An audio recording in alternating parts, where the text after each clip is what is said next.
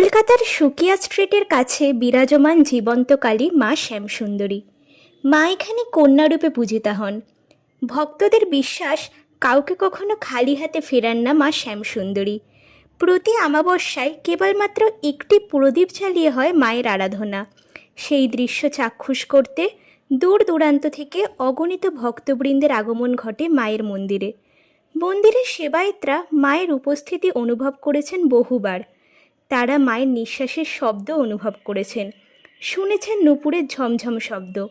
এরকম অনেক অলৌকিক ঘটনার সাক্ষী তারা হয়েছেন। খুব বেশি পুরনো নয় এই শ্যামসুন্দরী মায়ের মন্দির।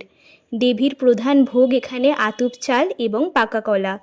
সাজতে ভীষণ ভালোবাসেন মা শ্যামসুন্দরী, তাই প্রতিদিন রকমারি ফুলের গহনা আর শাড়িতে সাজেন দেবী মা। তার ভুবন মোহিনী হাসিতে সর্বদা বিরাজমান, যা দেখলে মন জুড়িয়ে যায়। মন্দিরে থাকা মায়ের বিগ্রহটির দিকে তাকালেই বোঝা যায় মা অত্যন্ত আনন্দে স্মিত হাসি হাসছেন। মায়ের চোখের দিকে একদৃষ্টিতে তাকালে মা শ্যামসুন্দরীর চোখ নড়তে দেখা যায়, এমনটাই অনুভব করা যায়। মা এখানে যেহেতু পঞ্চম বর্ষীয়া বালিকা রূপে পূজিতা, তাই অনেকেই মা শ্যামসুন্দরীকে চকলেট দিয়েও পুজো দেন। ভক্তদের মতে সব কিছুই দেবী শ্যামসুন্দরীর কৃপা। তিনি কৃপা করে অবলীলায় সব সমস্যার সমাধান করেন।